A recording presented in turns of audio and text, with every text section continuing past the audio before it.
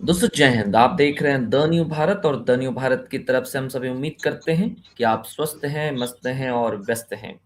आज रविवार की शाम और हम लेकर के आते हैं टीएनबी महाभारत कथा द न्यू भारत और कौशलम ट्रस्ट के संयुक्त तत्वावधान में। आज की तारीख है 28 जून। द न्यू भारत को कुल हो चुके हैं 6 वर्ष पूरे। आज के दिन हम मना रहे हैं अपने 6 वर्ष पूरे होने की खुशी। और इस पूरे 6 वर्ष के सफर में तमाम कार्यक्रमों के माध्यम से आप सभी का जो सहयोग, प्यार और स्नेह मिला, उसके लिए हम शुक्रगुजार हैं। और कारवां अभी लंबा है, लक्ष्य अभी दूर है, और यकीनन आप सभी की शुभकामनाओं के साथ हम आगे बढ़ेंगे। आइए आज इस 6 वर्ष की पूर्णाहुति पर हम आदरणीय मधुकर जी से अनुरोध करते हैं कि आप आज के इस कार्यक्रम का शंखनाद करें। सर, स्वागत है आपका। नमस्ते रवि जी, लीना जी और सभी श्रोताओं को मेरा नमस्ते। आज पहले प्रार्थना, बाद में शंखनाद और उसके बाद सरस्वती वंदना जो श्लोक है। या कुंदेन्दु तुषार हार धवला, या शुभ्र वस्त्रावृता, या वीणावरदंड मंडितकरा, या श्वेत पद्मासना, या ब्रह्माच्युत शंकर प्रभृतिर् दैवैः सदा वंदिता, सामां पातु सरस्वती भगवती निश्चेषिताढ्यापहा। ये श्लोक होगा। पहले प्रार्थना। शंखादौ चंद्रदैवत्यम कुक्षो वरुणो देवता, पृष्ठे प्रजापतिश्चैव अग्रे गंगा सरस्वती, त्रैलोक्ये यानि तीर्थानि वासुदेवस्य चाज्ञया, शंखे तिष्ठन्ति विप्रेन्द्र तस्मात् शंख प्रपूजयेत्। त्वं पुरा सागरोत्पन्नो विष्णुनां विधृतकरे, नमितः सर्वदेवेश्च पांचजन्य नमोस्तुते।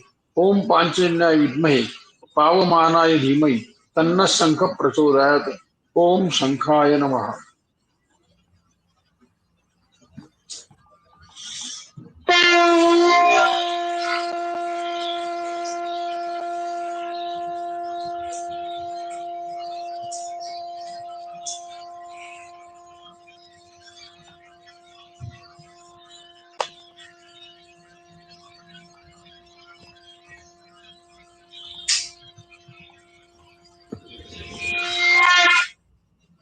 श्लोक।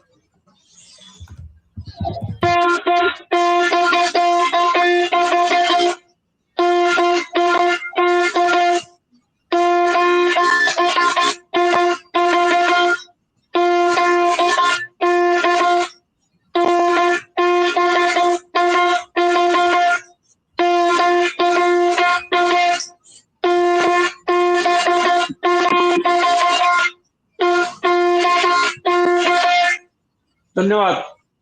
बहुत बहुत धन्यवाद सर। आइए आदरणीय मैम से जुड़ते हैं आज की कहानी के लिए। मैम, स्वागत है आपका। आपको बहुत बहुत बधाई चैनल के 6 वर्ष पूरे होने पर, और आपके सभी दर्शकों को भी बहुत बहुत बधाई जो आपके साथ जुड़ते रहते हैं। और हम रोज की तरह गणेश वंदना से आरंभ करेंगे। ठीक है, तो वक्रतुंड महाकाय सूर्यकोटि समप्रभ निर्विघ्नं कुरु मे देव सर्वकार्येषु सर्वदा। त्वमादिदेवः पुरुषः पुराणः, त्वमस्य विश्वस्य परं निधानं। वेत्तासि वेद्यं च परं च धाम, त्वया ततं विश्वमनन्तरूप। जो आपके दर्शक आज पहली बार सुन रहे हैं, उन्हें बता दूं कि ये दूसरा श्लोक जो है, ये अर्जुन ने जब विश्वरूप का दर्शन किया तो श्री कृष्ण के प्रति जो उसने बहुत सारे श्लोक कहे, उनमें से ये एक श्लोक है जो मेरा प्रिय श्लोक है। तो उसके विषय में कभी हम जब मौका मिलेगा बात करेंगे। आज हम अपने महाभारत का कथानक जो चल रहा है, इसमें एक कथा आती है अष्टावक्र ऋषि की। और ऐसे तो अष्टावक्र जी के नाम से जो बहुत ही प्रसिद्ध घटना बताई जाती है, वो घटना है कि राजा जनक को अष्टावक्र के द्वारा जो कि ब्रह्म ज्ञान का जो उपदेश दिया गया है ना, तो जिसे अष्टावक्र गीता कहा जाता है। तो यहाँ हम उसकी चर्चा नहीं कर रहे हैं, लेकिन उसके पहले ये समझ लीजिए कि जो अष्टावक्र गीता की जो भूमिका है, तो उस भूमिका के संदर्भ से आज का ये कथानक है। और अष्टावक्र गीता के बारे में ये कहना होगा कि राजा जनक ये स्वयं ही बहुत ही अधिक ज्ञानी, और उनके दरबार में सदा बड़े बड़े ऋषि मुनि आया करते थे, सत्संग हुआ करते थे। राजा जनक और याज्ञवल्क्य ऋषि का भी संवाद बहुत प्रसिद्ध है। तो ऐसे ये, और ये जनक, ये जो नाम पड़ा है, तो ये कहा जाता है कि किसी एक व्यक्ति की बात नहीं है। जब जनक नाम लिया जाता है तो वो विदेह नरेश जनक, लेकिन एक परंपरा है कि हर विदेह नरेश को, यानी मिथिला नरेश को जनक ही कहा जाएगा। तो ये मिथिला नरेश, ये मिथिला देश की परंपरा है कि मिथिला नरेश को हमेशा जनक ही कहा जाता है। और बिल्कुल अविच्छिन्न रूप से हम ये कह सकते हैं कि जितने भी मिथिला नरेश हुए, सारे के सारे बहुत ही बड़े ज्ञानी। एक ये परंपरा रही है मिथिला की कि वहाँ का राजा भी एक तरह से ब्रह्मज्ञानी ही है।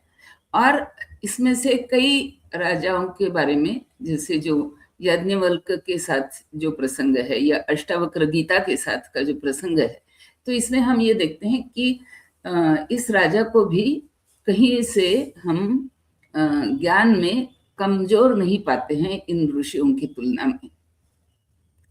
तो लेकिन आज का कथानक, जैसे मैंने बताया, कि उस अष्टावक्र गीता की एक पूर्व पीठिका के रूप में है। तो पहले हम देखते हैं कि अष्टावक्र थे कौन, कहाँ से आए, इनके माता पिता कौन थे।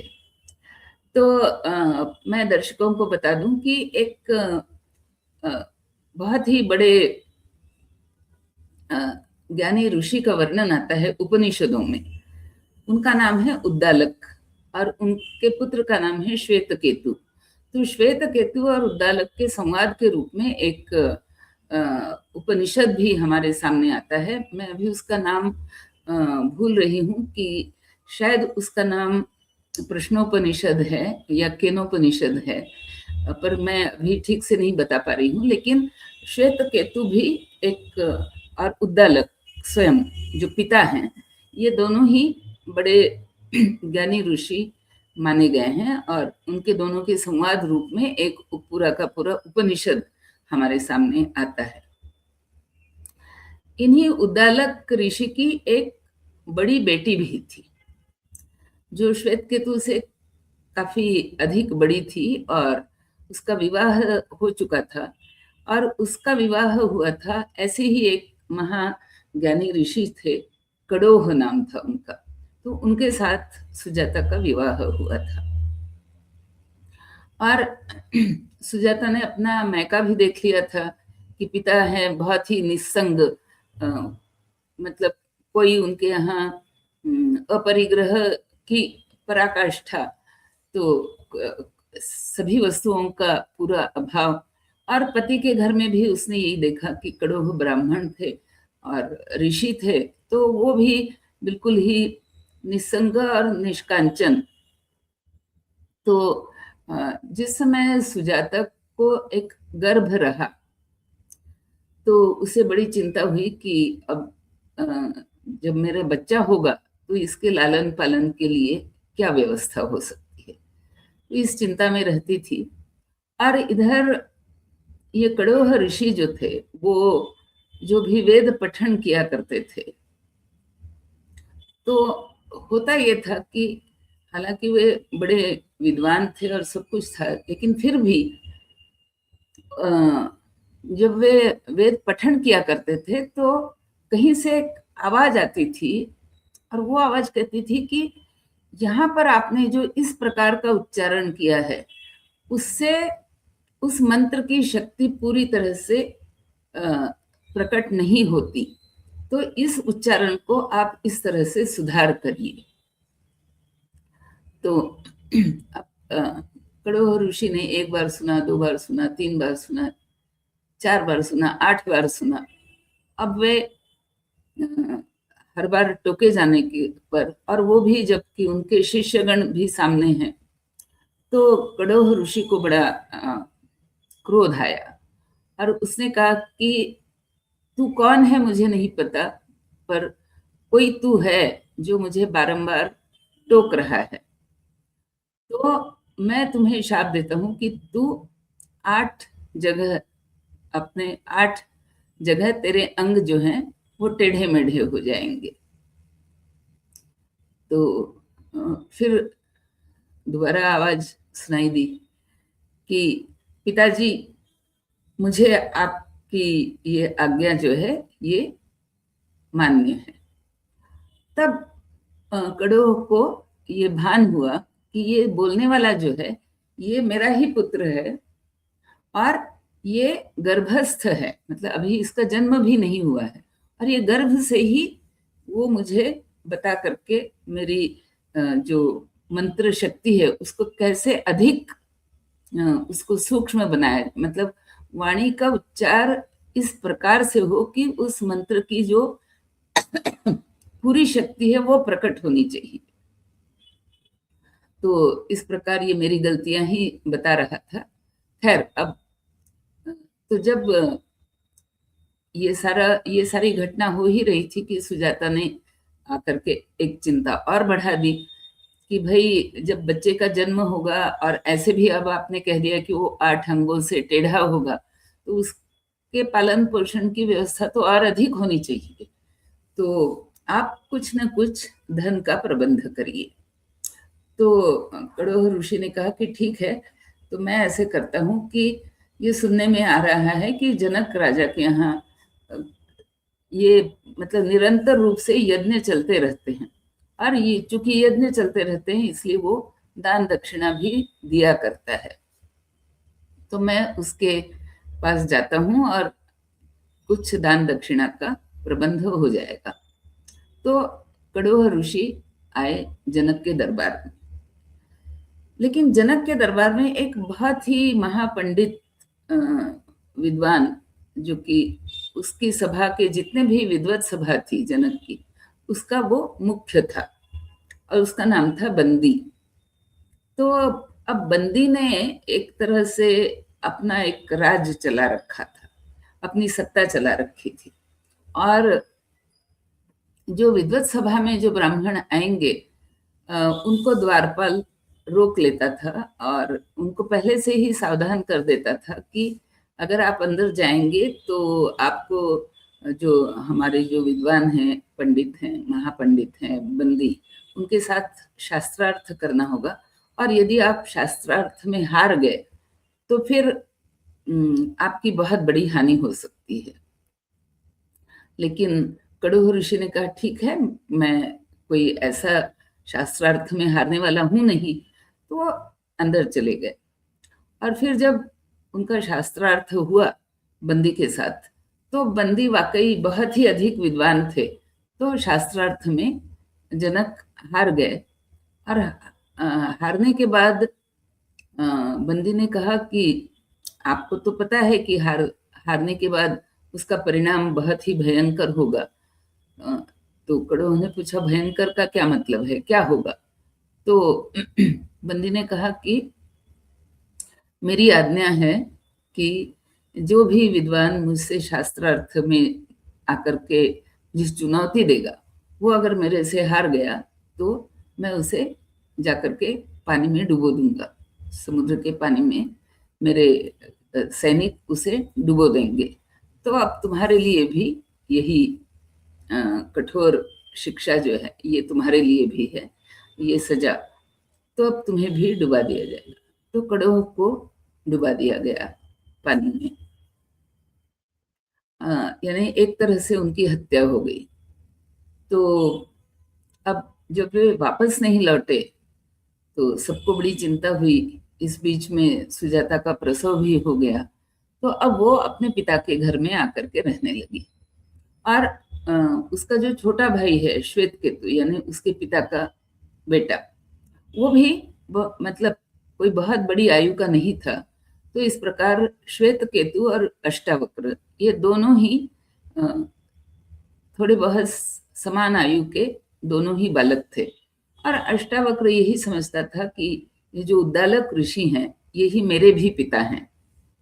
लेकिन एक बार ऐसा हुआ कि वो उद्दालक की गोदी में बैठा था, तो श्वेत केतु ने उसकी बाह पकड़ करके उसको खींचा और बोला, ये मेरे पिता हैं, ये तुम्हारे पिता नहीं हैं, इसलिए जब मैं चाहूं तो तुम्हें उनकी गोद से हटना पड़ेगा और उस गोद में मैं ही बैठूंगा। तो अष्टावक्र को बड़ा दुख हुआ, तो उसने आकर के अपनी माता से पूछा कि मैं तो ये सोचता था कि ये मेरे पिता हैं, लेकिन अब तो ऐसा दिख रहा है कि ये मेरे पिता नहीं है, तुम बताओ कि मेरे पिता कौन है और कहाँ है। तो सुजाता ने बता दिया पूरी कहानी कि इस प्रकार जनक के यहाँ वो गए थे, वहां से वापस नहीं लौटे हैं, और जो वहां से जो समाचार आते रहते हैं उन समाचारों से पता चलता है कि बंदी से शास्त्रार्थ में हार जाने के कारण उनको मृत्युदंड झेलना पड़ा है। तो अष्टावक्र ने सोचा कि अब तो कुछ करना पड़ेगा इस बंदी का। तो श्वेत केतु जो था वो भी बहुत अच्छी तरह से मंत्र विद्या जानता था। तो अष्टावक्र ने श्वेत केतु से कहा कि चलो हम भी जनक, उसने ये नहीं कहा कि माता ने जो भी कहानी बताई है अपने पिता के विषय में, वो श्वेत केतु उसने नहीं बताया, लेकिन श्वेत केतु को उसने मना लिया कि हम दोनों जाकर के राजा जनक के दरबार में हम उसका यज्ञ देखने के लिए जाएंगे, और उस यज्ञ में देखते हैं कि क्या क्या क्या किया जाता है, कैसे यज्ञ संपन्न होता है, क्योंकि आजकल बहुत ज्यादा राजा, बहुत अधिक राजा यज्ञ संपन्न नहीं करते हैं। तो श्वेत केतु ने कहा ठीक है चलो, तो दोनों चल दिए। अब जब वहां पहुंचे तो उन्होंने देखा कि जो यज्ञ वेदी है वहां पर तो द्वारपाल लगा रखे हैं, और राजा जहां बैठता है वो जगह थोड़ी अलग है। तो जब यज्ञ वेदी की तरफ दोनों जाने लगे तो एक संयोग था कि वो राजा जनक से टकरा गए, मतलब दोनों आमने सामने आ गए। आमने सामने आ गए तो जनक ने कहा कि रास्ता छोड़ो, मुझे जाने दो। तो अष्टावक्र ने कहा कि नहीं, हम दोनों ब्राह्मण हैं, तो अब राजा हो, स्त्री हो, और बड़ा भारी कोई क्षत्रिय वीर हो जो युद्ध से जीत करके आया हो, तो उनके लिए रास्ता छोड़ देना चाहिए, लेकिन हम ब्राह्मण हैं तो ब्राह्मणों को सबसे अधिक रास्ता मिलना चाहिए, इसलिए आप रास्ते से हट जाएं। तो जनक ने कहा कि वस्तुतः तुम ठीक कहते हो, और तुम ब्राह्मण हो ये बात मैंने पहले नहीं जानी थी, अब जान गया हूं, तो चलो मैं रास्ता छोड़ता हूं। तो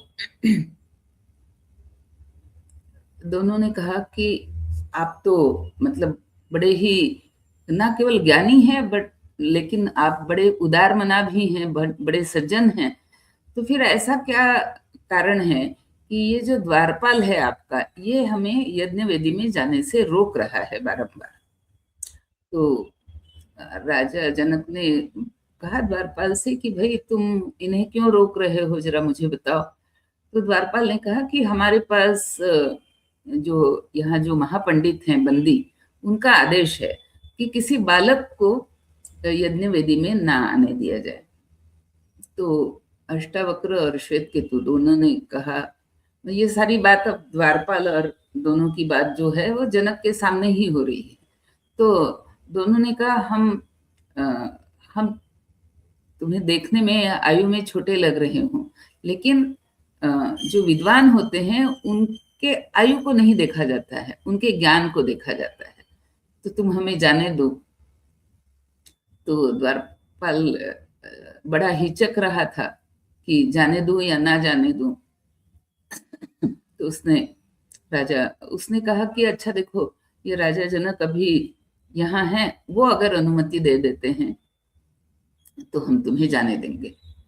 तो दोनों ने राजा जनक को ये कहा, मतलब उसकी स्तुति करी कि आपका साम्राज्य सदैव बना रहे, क्योंकि ययाति एक राजा हुआ था बहुत ही पूर्व काल में, जिसने काफी यज्ञ किए थे, और ययाति के बाद उसी मात्रा में उतने ही अधिक बड़े बड़े यज्ञ और निरंतरता से संपन्न करने वाले आप हैं।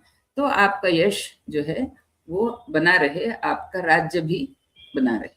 जनक बड़ा प्रसन्न हुआ। तो उसने कहा कि चलो तुम अंदर यज्ञ वेदी में जाना चाहते हो और द्वारपाल तुम्हें छोड़ेगा नहीं, क्योंकि वो समझ रहा है और मैं भी देख रहा हूं कि तुम दोनों बालक हो, लेकिन अगर तुम मेरे कुछ प्रश्नों का उत्तर दे सको तब तो मैं समझूंगा कि तुम ज्ञानी हो, तो फिर मैं तुम्हें अंदर जाने के लिए अनुमति दे सकता हूँ।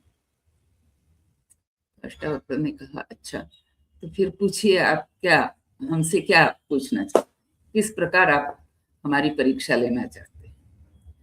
तो जनक ने उसे एक पहला प्रश्न पूछा उनसे कि ऐसा कौन सा पदार्थ है जिसके 30 अवयव हैं, 12 अंश है और उसके 360 आरी पर वो मतलब वो 360 आरियां हैं उसके पास, ऐसा कौन सा पदार्थ है, और उसके 24 पर्व हैं। तो अष्टावक्र ने कहा कि ऐसा पदार्थ तो बिल्कुल सहज मैं बता सकता हूँ कि जो 24 पर्व जिसे आप कहते हैं, वो हर पूर्णिमा का एक पर्व और अमावस्या का एक पर्व, इस तरह से मिला करके हो गए 2 पर्व, और इस तरह से 24 पर्व जब पूर्ण होते हैं तो एक पूरा संवत्सर बीत जाता है, सूर्य का एक पूरा संवत्सर समाप्त होता है। और जो आप 12 अंशों की बात कर रहे हैं तो ये 12 मास होते हैं, और जो आप 30 अवयवों की बात कर रहे हैं तो ये जो हमने अभी बताए 24 जो पर्व मैंने गिनाए, उसके साथ आप 6 संवत्सर 6 ऋतुओं को जोड़ दीजिए, वो 30 उसके अवयव हुए। और 360 आरी जिसको आप कह रहे हैं वो 360 दिन हुए। तो इस प्रकार ये जो पदार्थ आप कह रहे हैं, ये एक वर्ष जो काल गणना में हम गिनते हैं, तो एक वर्ष की गणना ये इस पदार्थ से की जाती है। तो जनक बड़ा प्रसन्न हुआ। तो जनक ने कहा ठीक, ये तो तुम्हारा उत्तर बहुत ही सुंदर है, अब तो मेरे दूसरे प्रश्न का उत्तर देना। दूसरा प्रश्न जनक ने ये पूछा कि 2 घोड़ियां जो कि जुड़वा बहनों की तरह हैं और सदा एक साथ जब वो इकट्ठी आ जाती हैं तो जो वस्तु बनती है वो बाज की तरह गिरती है, और उस वस्तु को धारण करने वाले, उस वस्तु को गर्भ में धारण करने वाली देवता कौन है। पहले तो 2 घोड़ियां कौन है जो जुड़वा बहनों की तरह जब वो इकट्ठी आती हैं तो उसमें से वो पदार्थ और उस पदार्थ को गर्भ में धारण करने वाला इत्यादि। तो लेकिन अष्टावक्र उसका उत्तर देते हैं, वो कहते हैं कि जो 2 घोड़ियां आप कह रहे हैं वो हैं सूर्य और वायु, और ये दोनों मिल करके जिसको प्रकट करते हैं वो है विद्युत, जो कि बाज की तरह गिरती है। और उस विद्युत को गर्भ में धारण कौन करती है, करने वाली देवता कौन है, तो मेघ वो देवता है। तो और ये उत्तर देने से पहले अष्टावक्र ये कहते हैं, जो उत्तर देते हैं उसकी पहली पंक्ति ये कहती है कि वो जो बाज की तरह गिरने वाला पदार्थ है वो आपके ऊपर भी कभी ना गिरे, बल्कि वो आपके शत्रुओं पर भी नहीं गिरे, इतना वो भयानक है, क्योंकि वो जहां गिरता है वहां पर सबको नष्ट कर देता है। और वो बाज की तरह गिरने वाली वस्तु है, वह पदार्थ है बिजली, विद्युत, जो जब गिरती है तो वो नष्ट कर देती है। जनक ने पूछा ठीक है, अब मेरे तीसरे प्रश्न का तुम उत्तर दो, कि मैं 4 प्रश्न यहाँ पूछूंगा, कि कौन सी वस्तु है जो कि सोते हुए भी, मतलब ऐसा कौन है जो सोते हुए भी उसकी आंखें नहीं बंद होती हैं, ऐसा कौन है जो जन्म भी लेता है लेकिन उसमें गति नहीं होती है। फिर पूछा कि ऐसा कौन है जो अ, हृदय नहीं रखता, और ऐसा कौन है जो कि अ, जितना वो वेगवान होता है उतना उसकी वृद्धि होती है, मतलब उसका शरीर वर्धन होता है। तब इसका भी उत्तर अष्टावक्र ने दिया कि जो सोते हुए भी आंख बंद नहीं करते हैं वो है मछली, और जो जन्म लेकर के भी जिसमें गति नहीं होती है वो है अंडा, और जो ये होते हैं जिसमें हृदय नहीं है, तो किसमें हृदय नहीं है, तो पाषाण में हृदय नहीं है। और लेकिन किसी व्यक्ति को संज्ञा जब दी जाती है तो उसे पाषाण हृदय, यानी जो पाषाण की तरह कठोर है जिसका हृदय, वो संज्ञा दी जाती है, लेकिन पाषाण के हृदय नहीं होता। और चौथा प्रश्न जो पूछा जनक ने कि ऐसी कौन सी वस्तु है कि जो अपने वेग के कारण उसका शरीर वर्धन होता है, शरीर बढ़ता है, वृद्धि होती है, तो वो बताया कि नदी है, वो जितने वेग से बहेगी उतना वो अधिक विस्तृत होती चलेगी। तो जनक ने कहा कि तुम लोगों ने बहुत ही ज्ञान पाया है, ऐसा दिखाई पड़ता है, तो मैं तुम्हें अनुमति देता हूँ कि तुम यज्ञ वेदी में जाओ और देखो क्या है वहाँ, कैसे है, क्या है। तो जैसे ही दोनों यज्ञ वेदी में गए तो अष्टावक्र ने जोर से ललकारा और ये कहा कि यहाँ जो भी बंदी नाम का जो पंडित है वो मेरे सामने आए, क्योंकि आज मैं उसको चुनौती दे रहा हूँ, आह्वान दे रहा हूँ, और ये बताने आया हूँ कि शास्त्रार्थ में आज वो मेरे से हारने वाला है। तो जब जनक ने उनको यज्ञशाला में जाने की अनुमति दी थी तो जनक को ये भान नहीं था कि वो इस कारण से आए हैं, लेकिन जब ये आह्वान की बात सुनी तो जनक भी आ गए यज्ञशाला में देखने की अब आगे क्या होता है। और जो बंदी था वो भी सामने आ गया और कहा कि तुम तो निरे बालक हो। तो अष्टावक्र ने कहा कि ये बालक की बात नहीं है, लेकिन मैं तुम्हें कह रहा हूँ तो तुम शास्त्रार्थ करो मेरे साथ। बंदी ने पूछा कि तुम्हें पता तो है ना कि शास्त्रार्थ में हारने पर जो तुम्हें दंड मिलेगा वो क्या दंड है। तो अष्टावक्र ने कहा कि मुझे ये पता है, लेकिन मैं ये भी मान के चलता हूँ कि जब तुम हारोगे तो तुम्हें भी वही दंड भोगना पड़ेगा, तुम भी उसी दंड के भागी रहोगे, और आज तुम्हें वो दंड मिलने जा रहा है। तो बंदी ने कहा नहीं, चलो शास्त्रार्थ शुरू करते हैं। तो बड़ा एक रोचक सा शास्त्रार्थ उनमें होता है। वो शास्त्रार्थ किस प्रकार चलता है, मतलब वो पूरा शास्त्रार्थ तो अभी मैं नहीं बताऊंगी, लेकिन किस प्रकार वो चलता है। तो पहले बंदी ऋषि जो हैं, बंदी जो महापंडित हैं, वो 4 पंक्तियों का एक श्लोक वो सुनाते हैं जिसमें जो संख्या है 1, तो उस संख्या का वर्णन है कि जैसे ब्रह्म एक है ना, जिह्वा एक है, इस तरह से 5-6 बातें वो बताते हैं जिसमें वो सारा, सूर्य एक है, अग्नि एक है, इस प्रकार वो बताते हैं। तो उसके उत्तर में अष्टावक्र भी 4 पंक्तियों वाला श्लोक सुनाते हैं जिसमें जो 2 संख्या है, मतलब एक संख्या जो है 2, जिसको हम कहते हैं 1 2 3 4 में जो 2 नाम की जो संख्या है, तो वो ऐसे वस्तुओं का नाम बताते हैं जो कि 2 हैं, जिसे वो कहते हैं कि ब्रह्म और माया ये 2 हैं, पति पत्नी विधाता ने 2 बनाए हैं। तो इस तरह से वो 2 की महिमा बखानने वाले 4 पंक्तियों का एक श्लोक सुनाते हैं। तो बंदी जो है वो अब शास्त्रार्थों को आगे बढ़ाता है, तो वो फिर से 4 पंक्तियों वाला एक ऐसा श्लोक सुनाता है जिसमें 3 की महिमा बताई गई है। हाँ, जैसे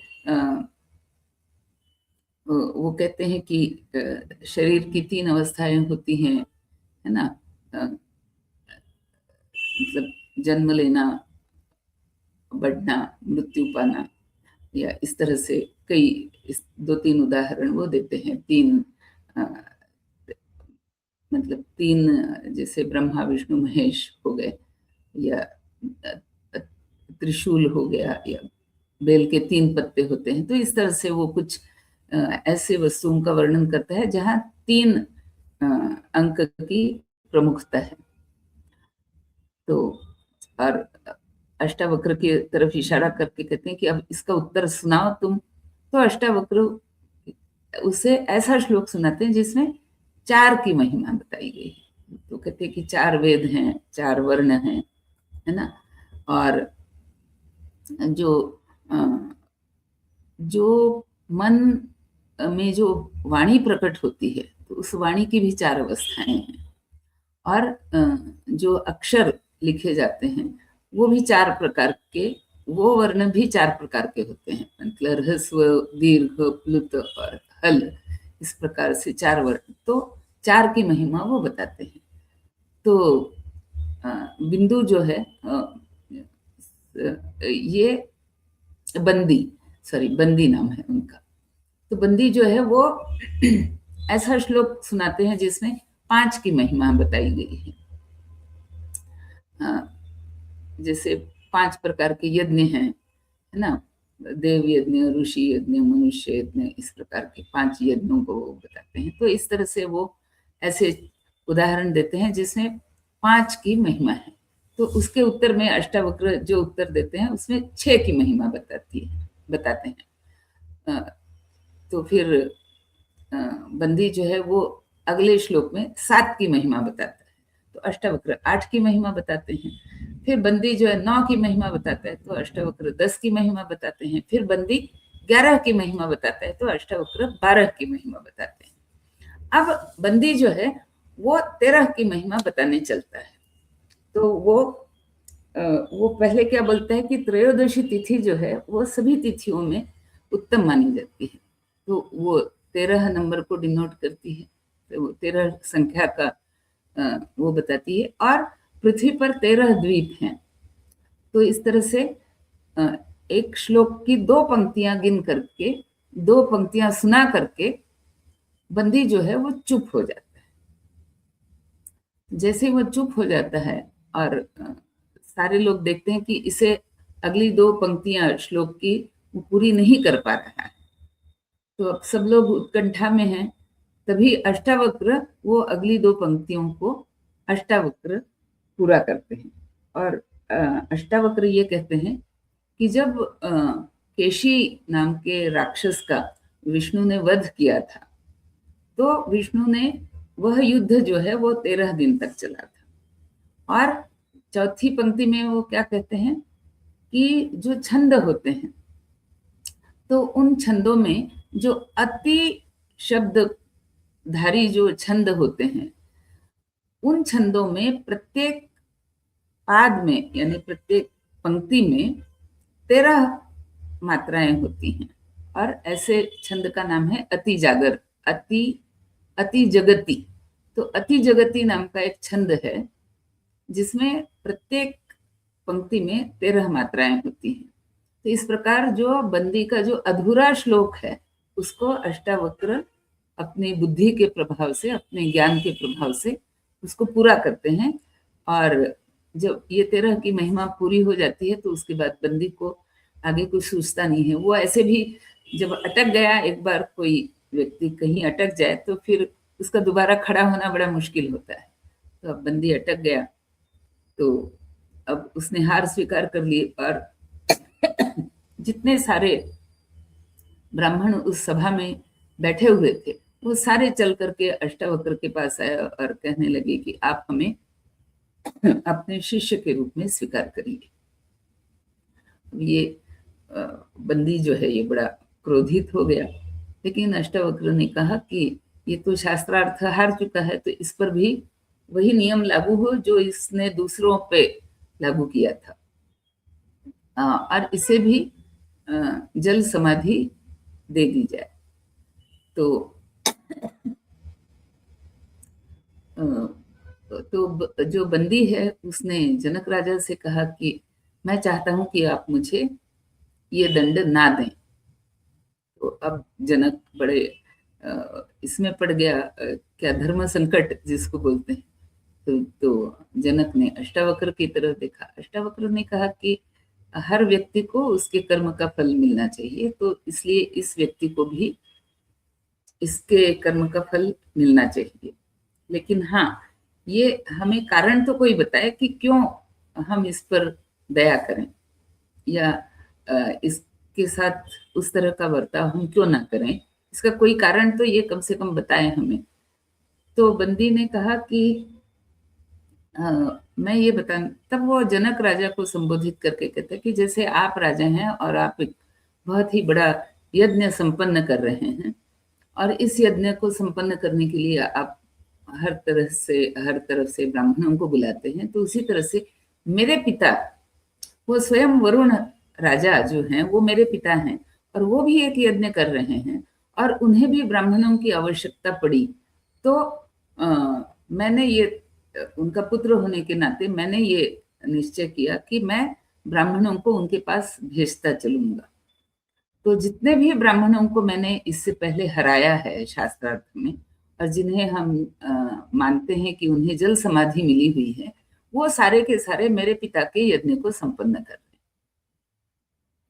तो अष्टावक्र ने कहा कि ये तो बहुत, मतलब कोई बहुत बड़ा, जैसे है ना, कोई बहुत बड़ी बड़प्पन की बात करता है।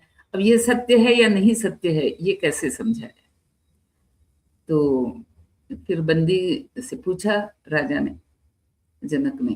तो बंदी ने कहा कि ये सत्य है, और इसका प्रमाण मैं इस प्रकार से देता हूं कि मेरे पिता स्वयं ही आकर के आपके सामने प्रकट होंगे और मेरी बात की सत्यता को भी बताएंगे, और जितने भी ब्राह्मणों को मैंने शास्त्रार्थ में हरा करके उनके पास भेजा था, मेरे पिता से मैं आग्रह करता हूँ, आप मतलब आपके सम्मुख ही मेरे पिता से प्रार्थना करता हूँ कि उन सबको वो वापस लौटा करके ले आए।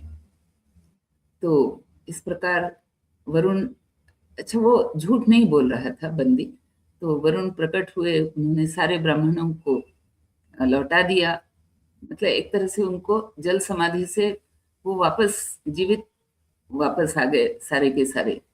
और तो वरुण ने जनक राजा से कहा कि अब तुम्हारी अगर अनुमति हो तो मैं अपने पुत्र को अब मैं ले जाता हूँ। तो इस प्रकार बंदी की जल समाधि हो गई, और जनक राजा से अनुमति लेकर के ये जो सारे जो थे, तो उसमें कड़ोह ऋषि भी थे जो अष्टावक्र के एक पिता थे। तो कड़ोह ऋषि ने बताया जनक को कि ऐसा पुत्र पाकर के तो मैं धन्य हो गया, तो अब तुम्हारी अनुमति हो तो मैं इसे ले जाऊंगा। तो जनक ने बताया कि मैं इनसे कुछ अधिक देर वार्तालाप करना चाहता हूँ, सीखना चाहता हूँ इत्यादि। तो कड़ोह ने बताया कि नहीं, ये अभी तो तुम्हें बहुत ही ज्ञानी दिखाई पड़ रहे हैं, लेकिन अभी इनकी शिक्षा पूरी नहीं हुई है, इनको अभी महाज्ञानी बनना है, तो इनको महाज्ञानी बना करके मैं इनको वापस तुम्हारे पास भेजता हूँ, अभी मैं इनको ले चलता हूँ। तो फिर जनक राजा ने सबको काफी मतलब दान दक्षिणा वगैरह दे करके भेज दिया। तो फिर कड़ोह ऋषि जब वापस आए, और उन्होंने तब अष्टावक्र से कहा कि मेरे ही शाप के कारण तुम इस तरह से 8 जगह से टेढ़े हो गए थे, और तुम्हें चलने फिरने में दिक्कत आती है, तुम्हें बात करने में दिक्कत आती है, तुम्हें हर काम करने में दिक्कत आती है, लेकिन फिर भी तुमने इतना अधिक ज्ञान पाया है और मेरा सम्मान भी बढ़ाया है। तो ये मैं तुम्हें एक नदी के पास ले चलता हूँ, उस नदी का नाम ही है संगमा।